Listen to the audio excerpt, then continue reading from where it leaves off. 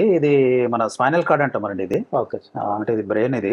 పైనుంచి ఇలా కిందికి నడుము వరకు వస్తుంది స్పైనల్ కార్డ్. అర్థమైందా? ఓకే. ఇవి అన్ని కూడా మనకు బ్యాక్ బోన్స్ వర్టిబ్రా అంటాం కదా. వర్టిబ్రా అంటే వెన్నుకు సంబంధించిన బోన్స్ ఇవన్నీ ఇలా పైనుంచి కింది వరకు ఉంటాయి. ఇక్కడ ఈ పర్టికులర్ ఈ ఏరియా ఏదైతే ఉందో L1 అని ఉంది కదా, ఇది నడుముకు సంబంధించిన మొట్టమొదటి బోన్ ఇది. ఇది రెండవది, మూడవది, నాలుగవది, ఐదవది. అంటే ఇప్పుడు నడుములో ఒక 5 ఈ బోన్స్ ఉంటాయి. ఈ బోన్ కు మధ్యన ఏమైతుందో ఇది డిస్క్ అంటాం మనం. డిస్క్ అయితే ఇక్కడ చూడండి కొంచెం ముందుకు వచ్చింది. ఈ డిస్క్ బల్జ్ అయ్యింది. ముందుకు రావడం వల్ల మీకు ఇక్కడ ఈ ఏదైతే పెద్ద నరం ఉందో దాని మీద ఒత్తిడి పడుతుంది మీకు.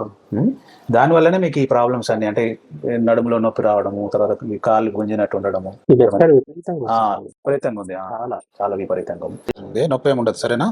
చిన్న ఇంజెక్షన్ అంతే. ఇప్పుడు నీకైతే ఎక్కడైతే ప్రెషర్ కంప్రెషన్ అనుకున్నాం కదా, అది మనం ఆ సియామ్ లో ఎక్స్రే మిషన్ లో చూసాం మనము.